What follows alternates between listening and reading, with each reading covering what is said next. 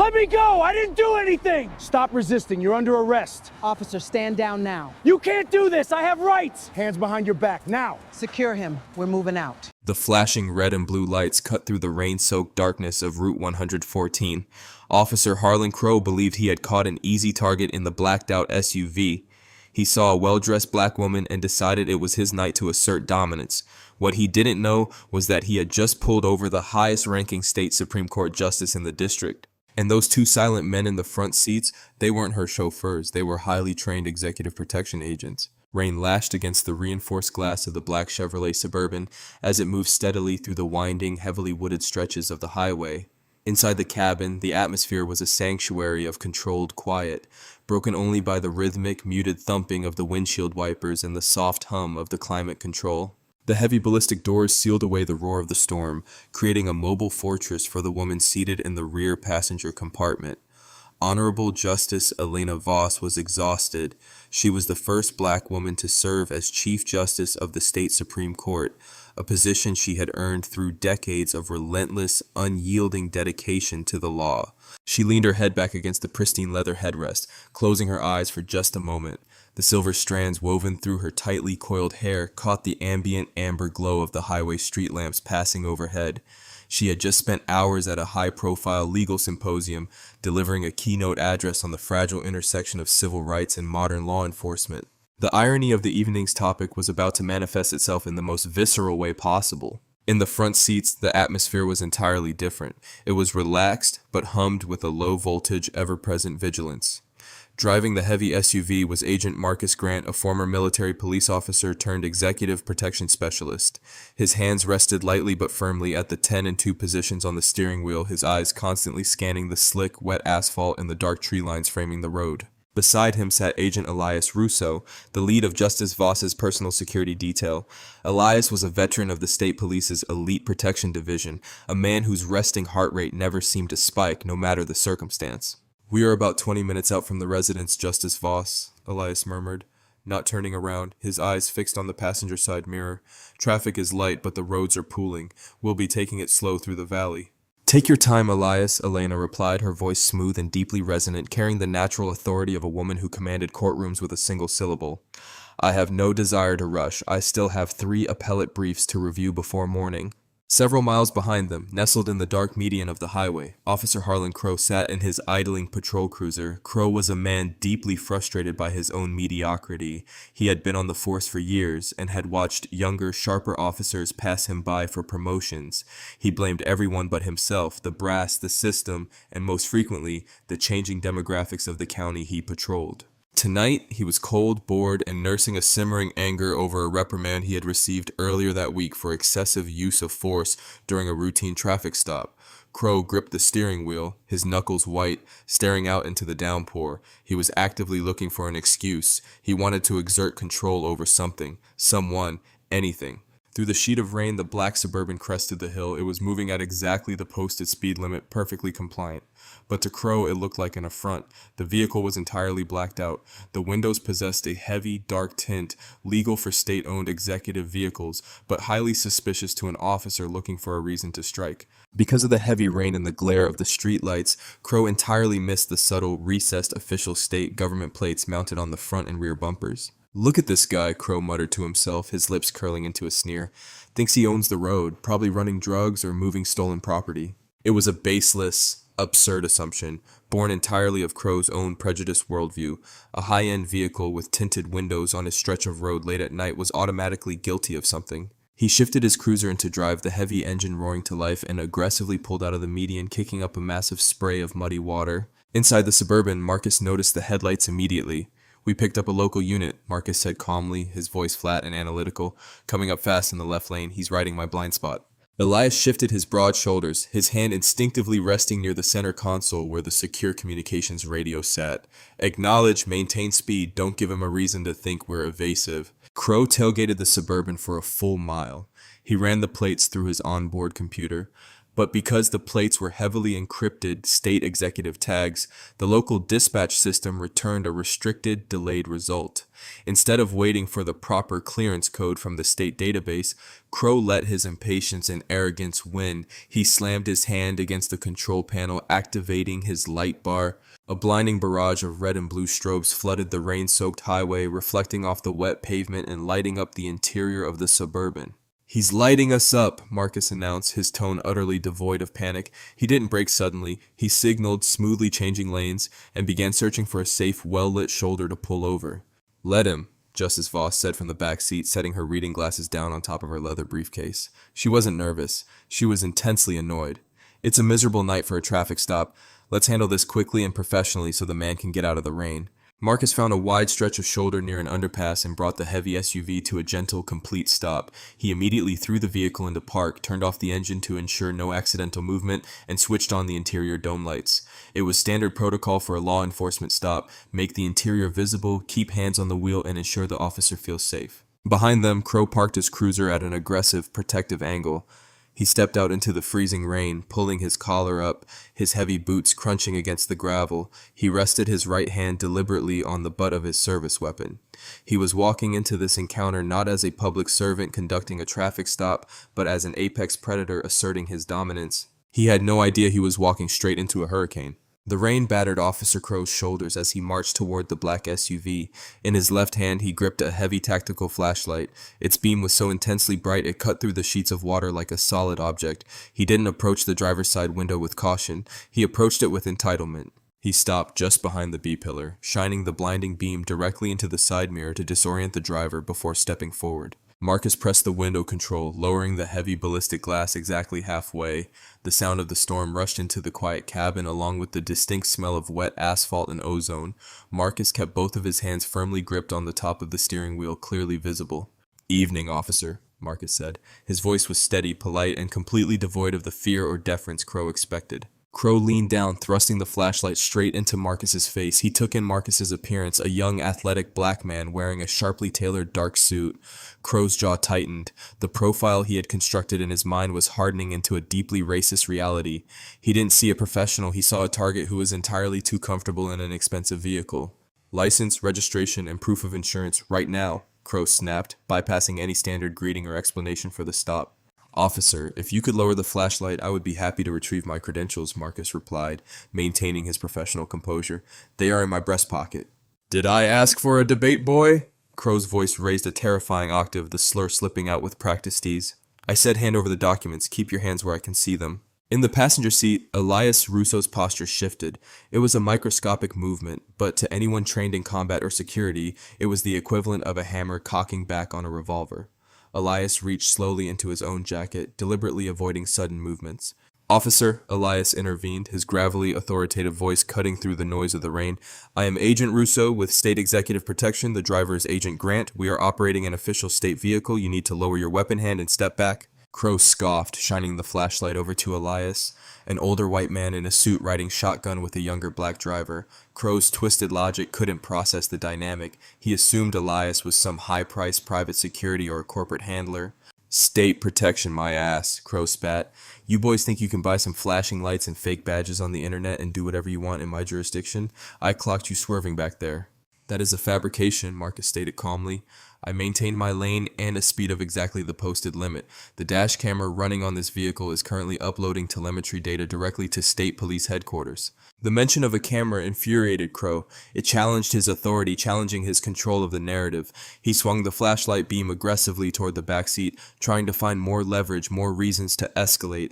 The harsh white light hit Justice Elena Voss. She did not flinch. She sat perfectly upright, her dark eyes locking directly onto the glare of the flashlight. She wore a tailored charcoal blazer, a string of modest pearls, and an expression that had withered seasoned defense attorneys and arrogant prosecutors alike. Crow peered through the rain-streaked glass. His mind, heavily clouded by implicit bias and overt prejudice, made an immediate, catastrophic calculation. He didn't see a judge. He saw an older black woman sitting in the back of an SUV being driven by a young black man. "Who's in the back?" Crow demanded, tapping his flashlight aggressively against the thick window glass. "This your mother, boy? Or are you running a high-end taxi service without a medallion?" Silence fell inside the cabin. It was not a silence of fear, but the heavy, suffocating silence of a bomb with the timer ticking down to 0. Officer, Justice Voss finally spoke. Her voice didn't compete with the rain. It pierced right through it. You have pulled over a state-registered vehicle without probable cause. You have used racially charged language toward my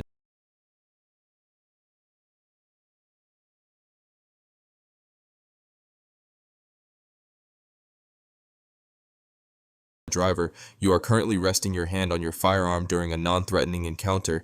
I strongly advise you to contact your shift supervisor immediately. Crow let out a harsh, ugly laugh. The absolute sheer nerve of this woman telling him how to do his job in his county. The badge pinned to his chest felt like a shield that gave him absolute immunity against the people he deemed beneath him. Listen to me very carefully, lady. Crow leaned closer to the window, his breath fogging the glass. I don't care if you think you know your rights. Out here on this highway, I am the law. You people think you can just talk your way out of everything. Not tonight. Crow took half a step back and unclipped the retention strap on his holster. The unmistakable snap of the thick leather echoed over the rain. Driver, out of the vehicle. Now, Crow commanded, drawing his weapon halfway out of the holster. Passenger, keep your hands on the dashboard. Lady in the back, keep your mouth shut. The dynamic in the car inverted instantly. This was no longer a disrespectful traffic stop. It was an active lethal threat to a state official. Negative, Marcus said, his voice dropping an octave, completely losing the polite veneer. He did not move to unbuckle his seatbelt. Elias's radio clicked on. He didn't use the handset. He used the lapel mic pinned to his collar. Dispatch, this is Detail Alpha. We have a code red on Route 114. Local unit has gone hostile and is unholstering his weapon, requesting immediate tactical backup from State Troopers Barracks 9. Crow heard the radio transmission. Panic, mixed with a sudden surge of adrenaline, flooded his system. He thought they were bluffing, trying to intimidate him with fake radio chatter.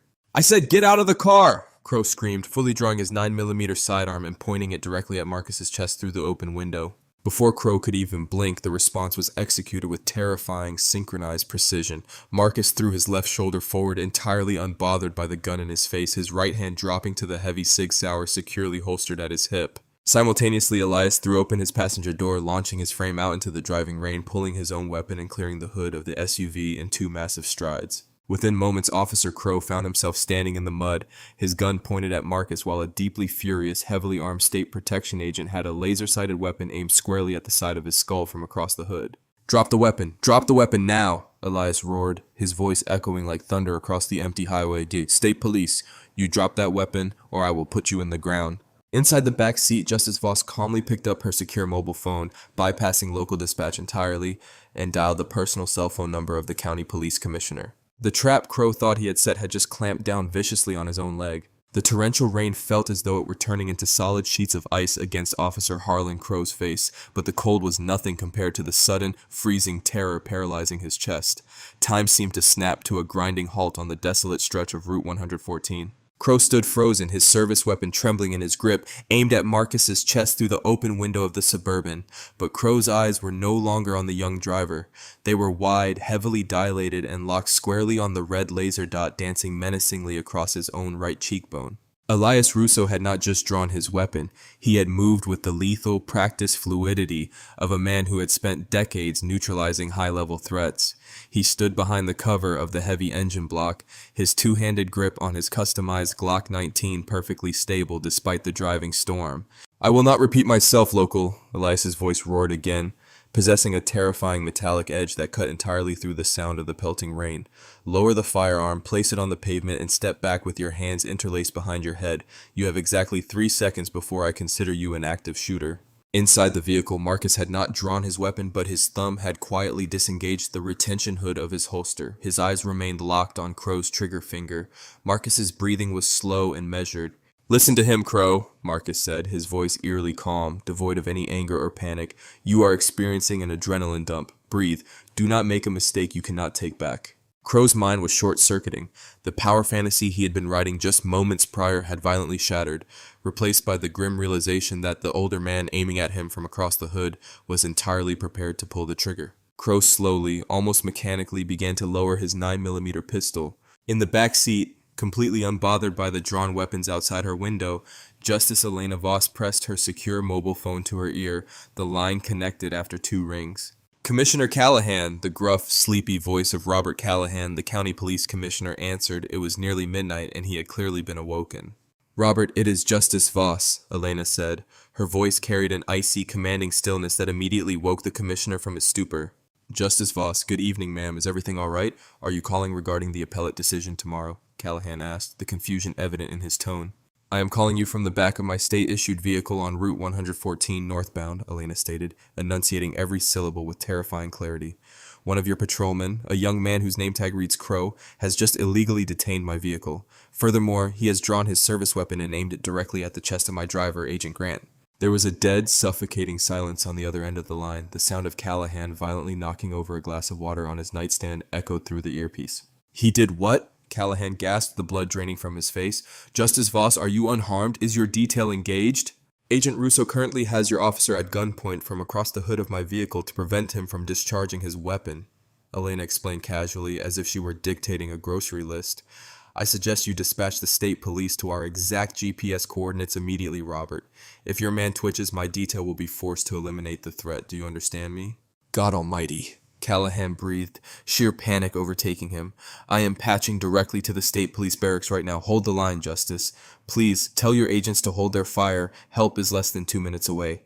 Outside, Crow finally let his weapon slip from his fingers. It clattered loudly onto the wet asphalt. Kick it away, kick it under the car, Elias barked, not lowering his Glock a single inch. Crow blindly kicked the pistol with his heavy boot, sending it skidding beneath the Suburban. He raised his hands, his fingers trembling violently, and laced them behind his head. He was hyperventilating, the rain mixing with the cold sweat pouring down his forehead.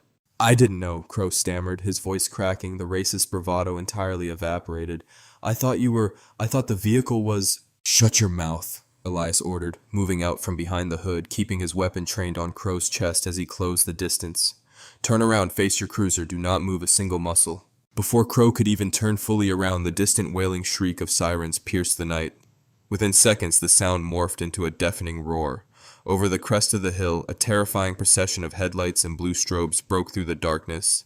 It was not local backup, it was a swarm of heavy state police interceptors. Several Dodge Charger pursuit vehicles and tactical SUVs descended upon the scene, boxing Crow's lone cruiser in completely. The vehicles screeched to a halt, angles intersecting to create a barricade. Doors flew open and nearly a dozen heavily armed state troopers swarmed out into the rain. State police, hands in the air, get on the ground, face down on the pavement, now! The commands came from multiple directions. Trooper First Class Harrison, a massive mountain of a man in a dark rain slicker, led the charge. He didn't wait for Crow to comply. Harrison closed the gap, grabbed the back of Crow's uniform collar, and violently swept the corrupt cop's legs out from under him. Crow hit the freezing, puddle-soaked asphalt hard face first. The wind was entirely knocked out of his lungs. Before he could even gasp for air, Harrison's heavy knee dropped squarely into the center of his spine, pinning him to the ground. Steel handcuffs ratcheted tightly around Crow's wrists, biting into his skin. Detail Alpha, this is Trooper Harrison. Suspect is secured, Harrison shouted over the rain, looking up at Elias. Elias finally lowered his weapon, clicking the safety back into place before sliding it smoothly into his shoulder holster. He nodded to Harrison. Good response time, Trooper. The suspect's weapon is under the front axle of my vehicle. Secure it for evidence. Crow lay in the muddy water, his cheek pressed against the rough, freezing pavement. The blue and red strobe lights from a half-dozen cruisers flashed intensely around him, illuminating the catastrophic ruin of his life.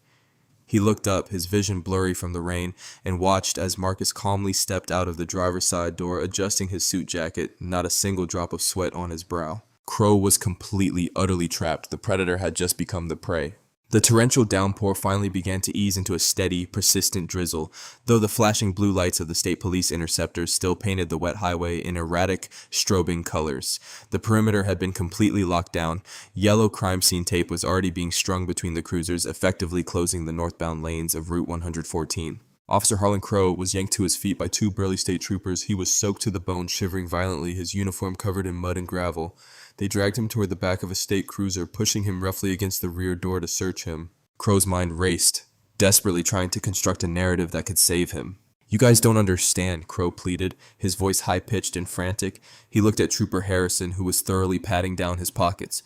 They were driving erratically. The windows were totally blacked out. The driver refused to comply with my lawful orders. I felt my life was in danger. You have to believe me. I'm on the job. I'm one of you. Harrison pulled Crow's spare magazines from his duty belt and tossed them into an evidence bag held by another trooper. He looked at Crow with an expression of pure, unadulterated disgust. You are not one of us, Harrison growled, his voice a low rumble. You're a liability and a badge. A sleek, unmarked silver Ford Explorer pulled up to the perimeter tape, its hidden grille lights flashing silently. The doors opened and Captain Lena Holt stepped out. Lena was the commanding officer of the State Police Internal Affairs and Executive Protection Division. She was a sharply featured woman, wearing a heavy waterproof tactical jacket over her dress uniform. Her eyes scanned the scene, taking in the disarmed local cop, the heavily guarded Suburban, and her own troopers securing the area. Lena marched directly toward the black Suburban. Elias Russo met her halfway, extending a hand. "Captain Holt," Elias said, his tone thoroughly professional. "The scene is secure. Subject has been disarmed and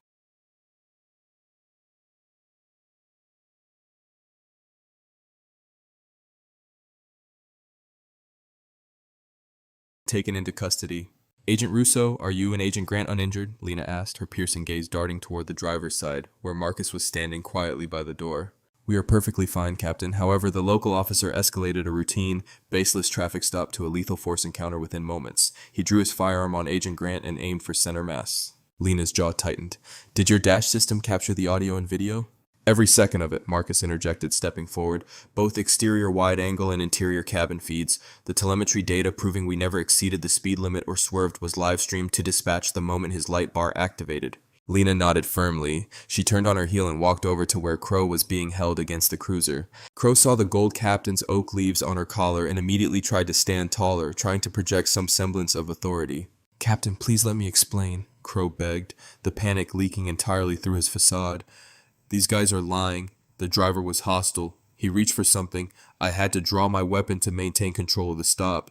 Lena stopped a short distance from him. She didn't yell, she didn't scream, she simply stared at him with a look of terrifying cold calculation.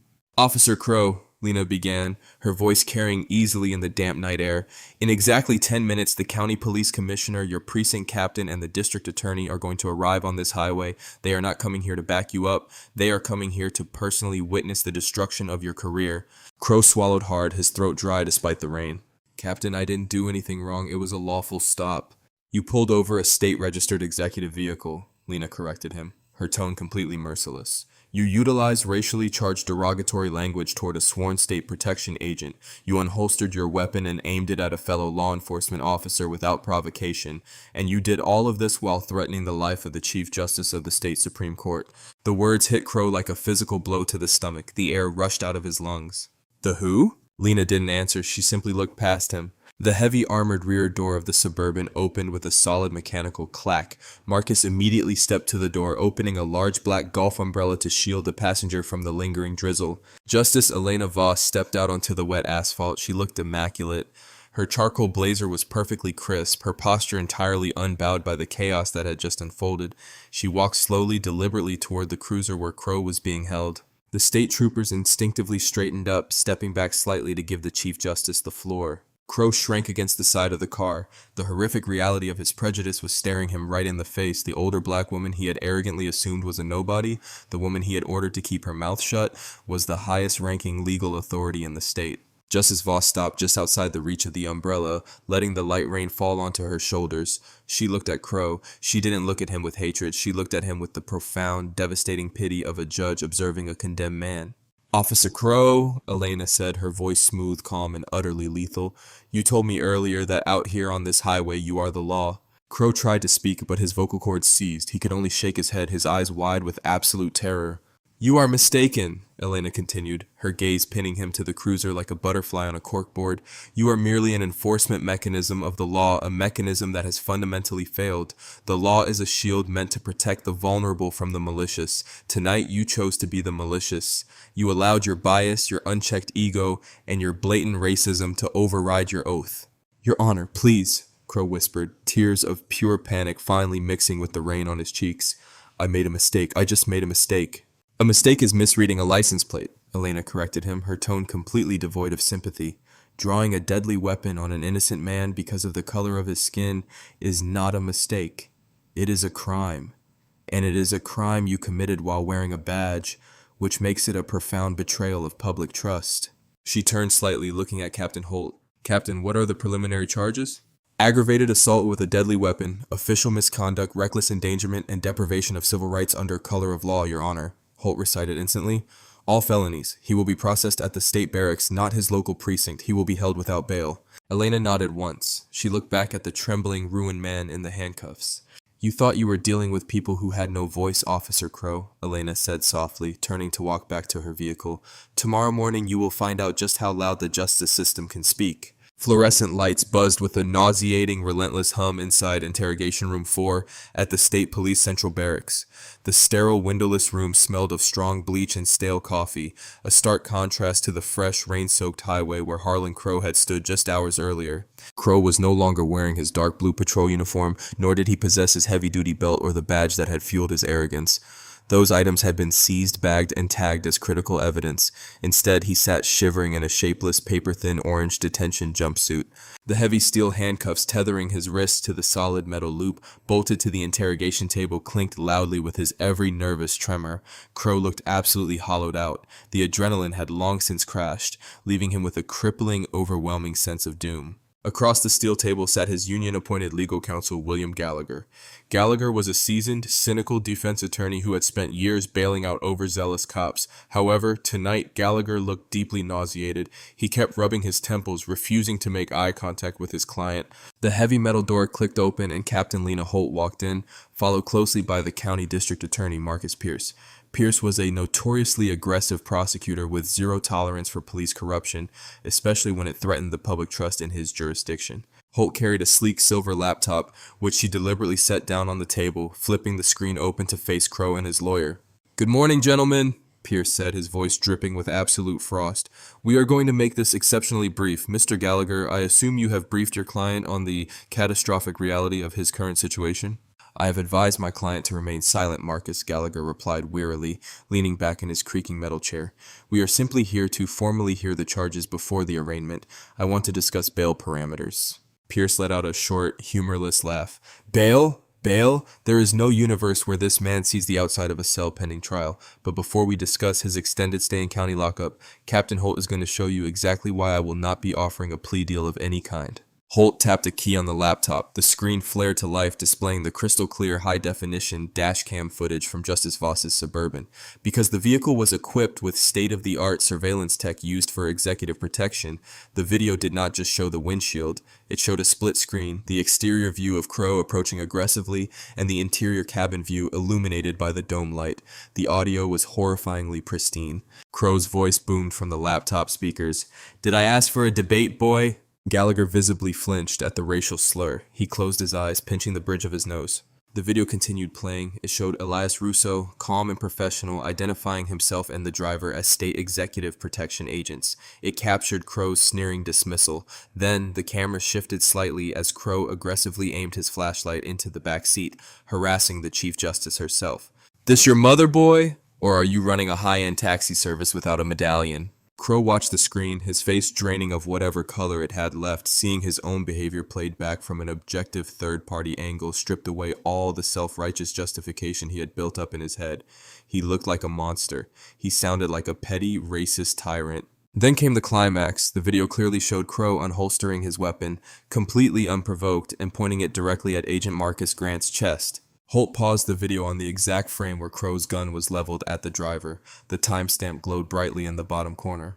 "Unprovoked escalation to lethal force," Pierce stated coldly, tapping his pen against the table. "Targeting an on-duty state protection agent, deprivation of civil rights under color of law, aggravated assault, and to make matters worse, Internal Affairs raided your precinct about an hour ago.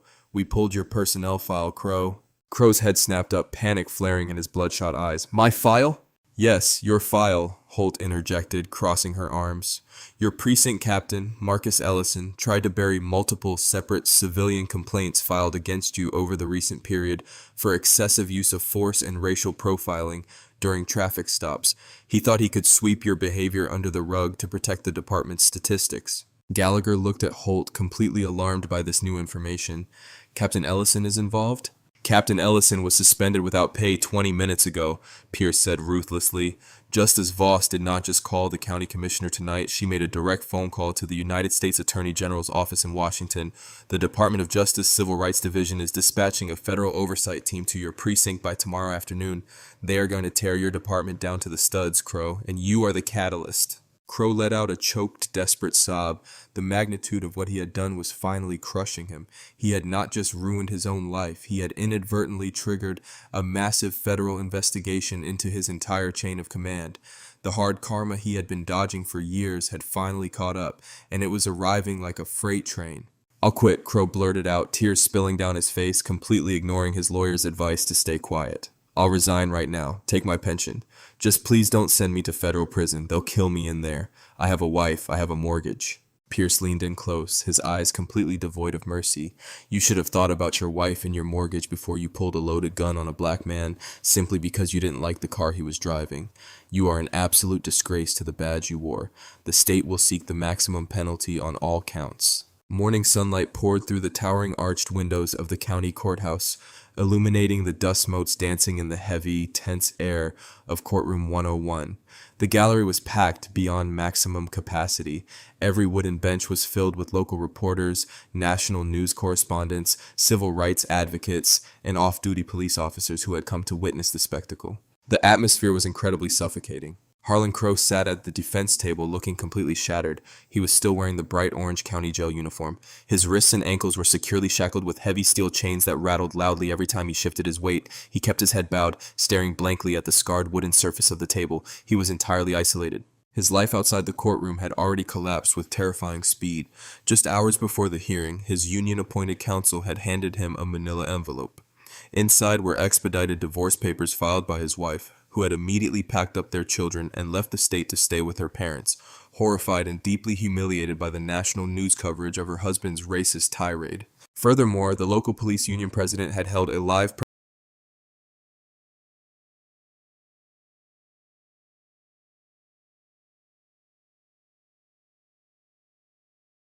press conference at dawn, officially disavowing Crow's actions and severing all union-funded legal support. His lawyer was now operating merely as a court-appointed public defender until Crow could secure private counsel, which he could no longer afford.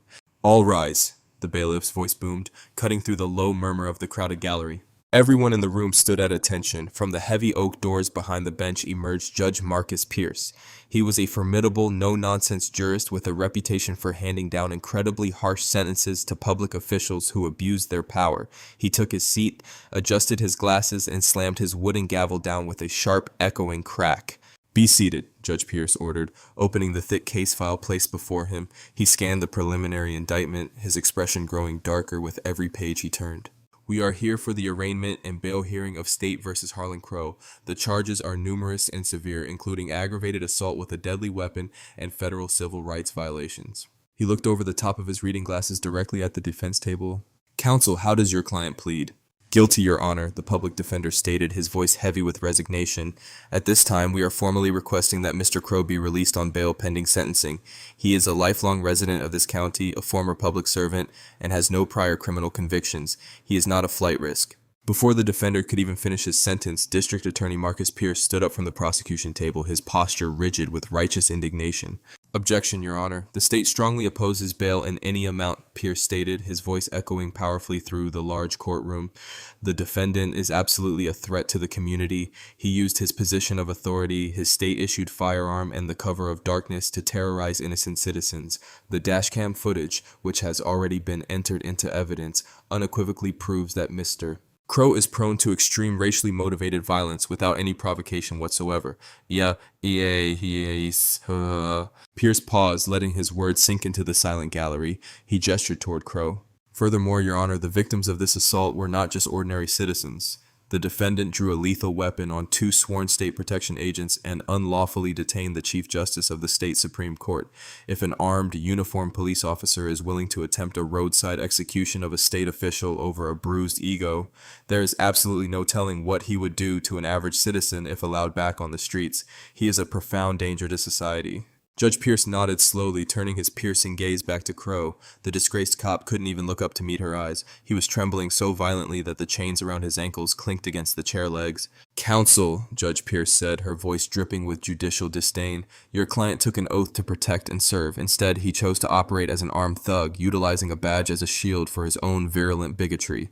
The sheer audacity required to draw a weapon on a compliant driver over a fabricated traffic violation is staggering." She closed the file with a loud, decisive snap. The public must have absolute faith that those who enforce the law are not immune to it, Judge Pierce declared, her voice ringing out like a death knell for Crow's freedom. Given the overwhelming video and audio evidence, the severity of the felonies charged, and the egregious abuse of official power, this court finds that the defendant poses a clear and present danger to the public. She raised her gavel high into the air. Bail is categorically denied. The defendant is hereby remanded to the custody of the county sheriff until the conclusion of this trial, and let the record reflect that given the federal civil rights probes now active in this jurisdiction, this court will recommend transferring the defendant to a high-security federal penitentiary should he be convicted.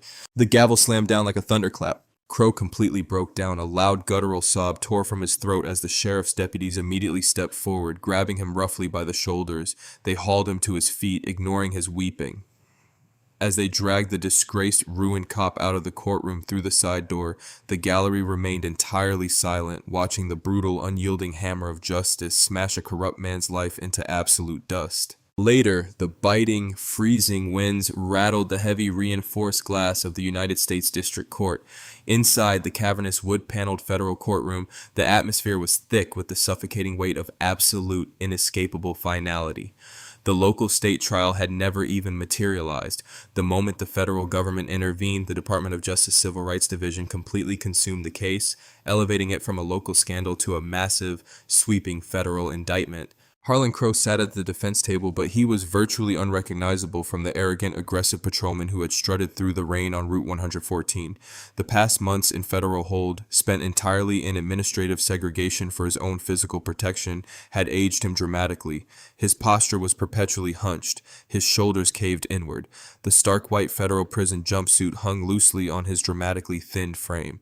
His hair had completely grayed at the temples, and his eyes darted nervously around the room, haunted by the brutal reality of his shattered existence. The federal oversight probe initiated by Justice Elena Voss's phone call had acted like a sledgehammer to a rotten foundation. The FBI and DOJ investigators did not just look at Crow, they tore up the floorboards of his entire precinct. What they found was a terrifying, deeply entrenched syndicate of corruption, quota padding, and systemic racial profiling entirely orchestrated by Captain Marcus Ellison. The ultimate twist of hard karma had arrived when Crow realized the brotherhood he thought protected him did not exist. The very moment the federal agents raided the precinct, Captain Ellison had attempted to entirely frame Crow as a lone wolf, falsifying backdated internal memos to claim he had been trying to rein him in for months.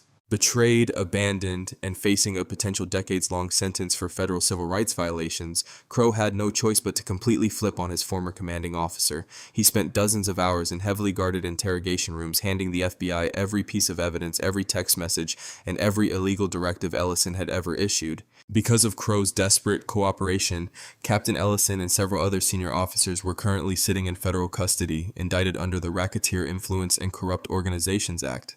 The precinct was placed under an aggressive federal consent decree. "All rise," the court deputy announced, his voice echoing sharply off the high ceilings. The Honorable Marcus Pierce, a federal judge known for his merciless sentencing in police corruption cases, took his seat behind the towering mahogany bench. He looked down at Crow with an expression of profound, chilling indifference. "Mr. Crow," Judge Pierce began, his voice amplified by the microphone, filling the silent courtroom. "The court has reviewed the exhaustive plea agreement reached between your defense counsel and Assistant United States Attorney Lena Holt. You have agreed to plead guilty to 1 count of deprivation of rights under color of law and 1 count of aggravated assault with a deadly weapon. In exchange for your ongoing cooperation against your former commanding officers, the government is capping its sentencing recommendation at 15 years in a federal penitentiary. Do you fully understand these terms?" "Yes, Your Honor," Crow whispered, his voice cracking, barely audible over the hum of the courtroom's ventilation system. He leaned closer to the microphone. "Yes, I understand." "Before I formally accept this plea and hand down my sentence," Judge Pierce stated, folding his hands together, "the court recognizes that the primary victim of this egregious assault is present and wishes to deliver an impact statement." The heavy wooden doors at the back of the courtroom swung open. Justice Elena Voss walked down the center aisle. She moved with the same unyielding, majestic grace that she had possessed on the side of that rain-slicked highway.